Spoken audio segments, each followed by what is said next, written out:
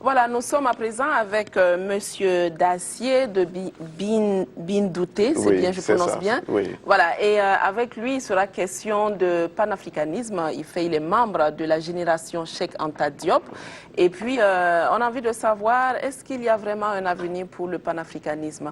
Monsieur Dacier, bonjour. Bonjour. Comment vous allez? Ça va bien. Bienvenue chez vous, parce que RTB Matin, vous connaissez, depuis la première version, vous avez toujours été là. Vraiment, c'est devenu...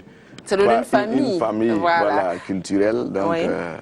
Vraiment, on est très heureux d'être avec vous et de ce que aussi vous faites. Merci. Voilà, et c'est pourquoi on fait aussi l'effort d'être là et ensemble, on va parler de l'Afrique. Nous vous en remercions. Nous sommes conscients de tout ce que ça vous demande effectivement comme effort de vous lever matinalement pour être là à RTB Matin. Merci beaucoup à vous. Alors, il sera question aujourd'hui de panafricanisme. Nous, rapidement, pour, on va dire, les jeunes générations, c'est quoi le panafricanisme? Ok, merci. Le panafricanisme est un mouvement culturel et politique qui est né au milieu de la diaspora africaine en Amérique suite aux exactions de l'esclavage et du racisme. Et ce mouvement culturel politique a pour but de revendiquer l'identité culturelle africaine et aussi de l'homme africain et partant de la libération du continent. Et finalement, par l'entremise de Kwame Nkrumah, le mouvement panafricaniste va gagner l'Afrique et va aboutir finalement à l'OUA, l'Organisation de l'Unité africaine. Et le mouvement panafricaniste, dans son élan, va créer d'autres mouvements intellectuels, à savoir l'afrocentricité, c'est avec toujours la diaspora, la négritude qui vient de la plume d'Aimé Césaire, et aussi la renaissance africaine qui est venue aussi de la diaspora, mais qui sera scientifiquement théorisée par Cheikh Anta Diop. D'accord. Alors, vous avez parlé de Kwame Nkrumah. Nous savons que c'est le père du panafricanisme.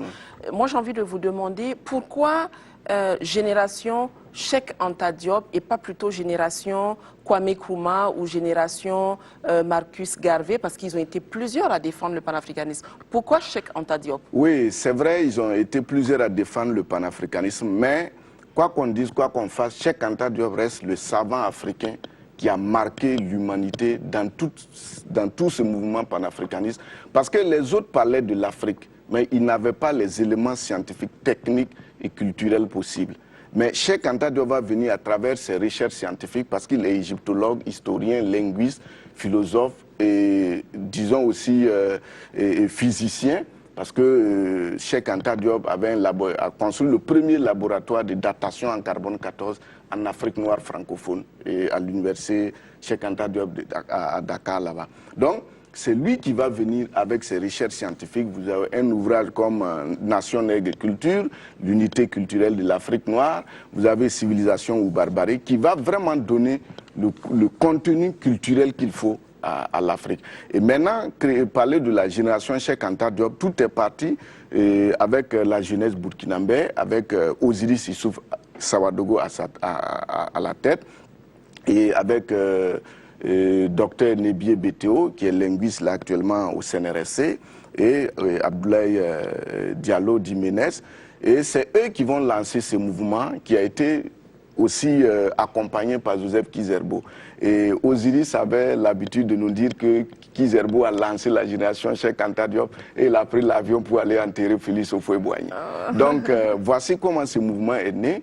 Et c'est pour rendre hommage à ces savants, parce qu'en 1966, au Festival des Arts Nègres, il a eu le prix, il a eu le prix avec Dubois, des savants qui ont marqué le monde noir au XXe siècle. Donc c'est les deux savants dont les travaux ont marqué le monde noir. Donc voilà pourquoi on a donné le nom Génération Cheikh Anta Diop, pour dire que notre génération, nous allons travailler sous le paradigme diopien, nous allons nous approprier ces idées, et par la suite, dans l'élan du panafricanisme, Kizerbo, il ne faut pas qu'on oublie ses compatriotes, qui est venu donner un autre contenu culturel, à savoir le développement endogène.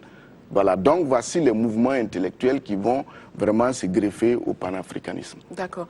Alors, nous sommes tous unanimes pour dire que le panafricanisme est un concept pertinent. Oui. Mais 50 ans après les indépendances, qu'en est-il? Est-ce que le panafricanisme, finalement, ce n'est pas un leurre? Effectivement, parce que quand on regarde les difficultés qui se présentent à nous, les maladies, les guerres, les famines, et il y a trop de problèmes en Afrique. Et 50 ans après, les États n'arrivent pas vraiment à répondre aux aspirations du peuple. C'est vraiment dégueulasse, c'est triste et on est très découragé. Mais il ne faut pas oublier une chose.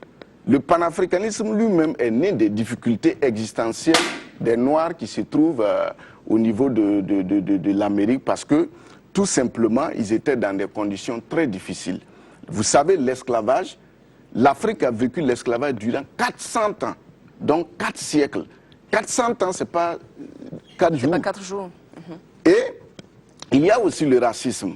Parce que le racisme est venu au monde avec les religions dites révélées. Parce que dans l'Antiquité classique, les gens ne parlaient pas du racisme. Ça, il faut le dire, c'est une vérité historique. Qu'on le veuille ou pas, c'est une vérité historique. Et l'UNESCO a fait un travail scientifique là-dessus. Donc, vu ces difficultés, on peut vraiment être découragé. Mais si on revient dans l'éducation, dans les valeurs africaines, il y a lieu de réfléchir profondément, et c'est cette réflexion que nous sommes en train de faire, qui sort des connaissances classiques qu'on nous a données dans les universités.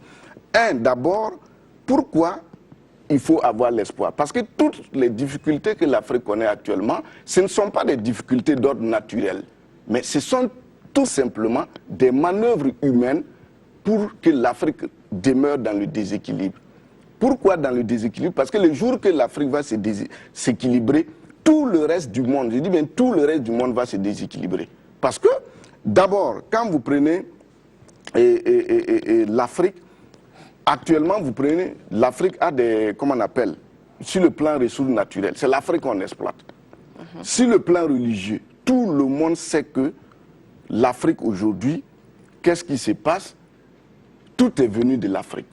Ça fait peur. Les Africains ne savent pas. Quand tu abordes ça, ça bouge parce qu'on dit c'est religieux. Vous prenez d'abord humainement. L'homme est né en Afrique. Au moment où l'homme apparaissait en Afrique, il n'y avait pas de vie, il n'y avait pas un lieu où la vie était possible sur Terre, si ce n'est pas l'Afrique. Voici la première valeur fondamentale, spirituelle, qu'il faut saisir. L'homme est né en Afrique, l'Afrique est berceau de l'humanité. Et quand vous venez aussi au niveau des religions, quand vous prenez le peuple juif, toute son histoire, Jésus, même quand on voulait le tuer, on a dit la terre africaine est le lieu où il peut se protéger. Vous prenez Mohamed, il s'est référé à l'Afrique. Même Bouddha, le grand Bouddha de l'Asie, a quitté l'Afrique pour aller là-bas. Vous prenez aujourd'hui la franc-maçonnerie, toute leur histoire, ils disent que ça vient de l'Égypte. Vous prenez la Rose-Croix, toute leur histoire, ils disent que ça vient de l'Égypte. Alors, pourquoi perdre l'espoir dans une terre qui a vu naître toutes les grandes spiritualités du monde? Et aussi, si vous prenez sur le plan politique, c'est en Afrique que le premier État a été créé au monde. La notion de l'État est née en Afrique. Même si les historiens, les anthropologues africains ne veulent pas donner ce savoir aux Africains, mais scientifiquement, le premier État est né en Afrique. La première union politique, à savoir l'union de la Haute et de la Basse Égypte, réalisée par le pharaon Narmer, que les Grecs ont grécisé Ménès, a été faite en Égypte. Et il ne faut pas oublier qu'il y a eu l'antériorité de la Nubie avant l'Égypte antique qu'on connaît aujourd'hui. Donc voici une valeur. Quand on parle de l'Union africaine, ce n'est pas un leurre. Parce que les grands ensembles, les grands empires africains étaient des unions. Vous prenez l'empire du Mali, avant l'empire du Mali, l'empire du Ghana, qui occupait presque l'Afrique du Nord et l'Afrique de l'Ouest. L'empire du Mali a occupé toute l'Afrique de l'Ouest. Vous prenez le royaume du Congo. Vous prenez l'Abyssinie, qu'on appelle l'Éthiopie actuellement. Donc, il y a ces valeurs-là. Maintenant, l'autre atout aussi qu'il faut signaler, c'est l'unité culturelle.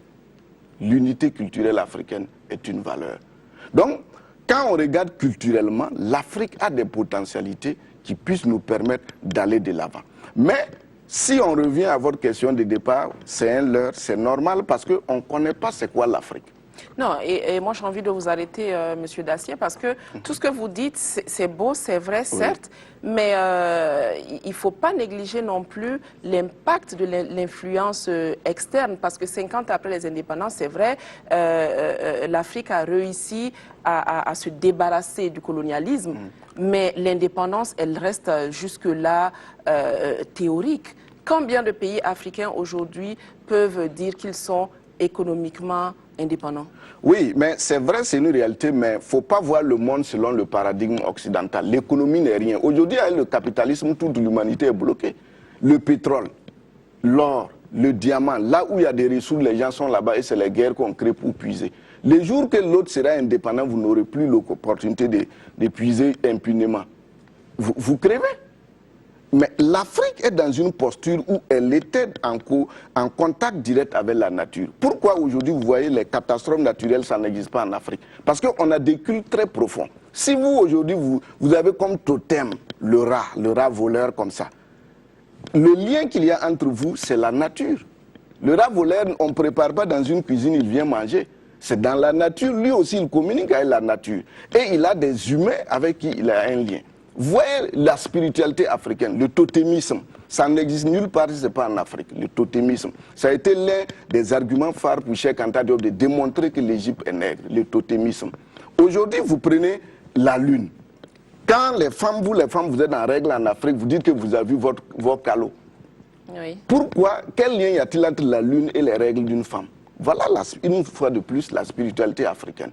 Vous prenez dans le soin des enfants, il y a des médicaments, on dit qu'il faut faire matin, ou bien quand le soleil sera comme ça. Donc, vous voyez, l'Afrique culturellement est dans un jeu que les autres ne comprennent pas. Donc, il ne faut pas qu'on essaie de voir le monde comme les autres le voient, parce que si on se base sur les questions économiques, on ne va pas s'en sortir. Mais maintenant, il y a problème parce que nous-mêmes, culturellement, on ne sait pas ce que nous sommes, donc on veut agir comme les Européens. Sinon, l'Afrique, on peut bien être indépendant économiquement et même et politiquement si on sait ce que nous sommes. Et c'est pourquoi notre génération doit connaître l'Afrique. Vous prenez économiquement. Aujourd'hui, les médicaments, on n'arrive pas à se soigner. Mais c'est de notre faute. On n'a qu'à mourir. Et les plantes. Vous avez des plantes. Une richesse intarissable. Aujourd'hui, il y a des cadres qui sont là. Si tu leur dis de prendre une poudre, parce que je suis chrétien, c'est satanique. Mais au temps même de Jésus et de Mohamed, il n'y avait pas comprimé. C'est des plantes qu'eux aussi ils ont utilisées, c'est naturel. Donc voilà les valeurs africaines et c'est pourquoi chaque fois moi je vais visiter Boinsiare. Monsieur Dacier, vous voyez que vous faites rire mes techniciens. Alors c'est très intéressant ce que vous dites. Je voulais présenter ce livre, le mouvement panafricanisme au XXe, c'est un recueil de thèses, voilà, et fait par la francophonie.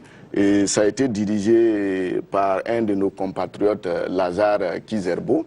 Voilà, c'est un ouvrage qu'on peut trouver à la bibliothèque de l'université de Ouagadougou, bibliothèque centrale bien sûr, et aussi au centre de documentation Joseph Kizerbo.